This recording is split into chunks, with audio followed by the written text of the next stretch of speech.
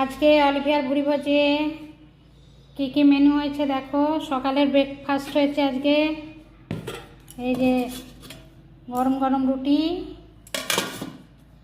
আর এই ছোলার ডাল, কাজু কিশমিশ দিয়ে ছোলার ডাল করেছি।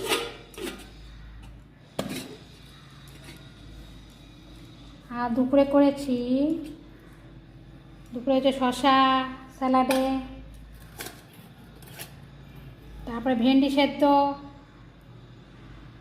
সেদ্ধ দেখো আমার খুব প্রিয় এটা, ভেন্ডি সেদ্ধ,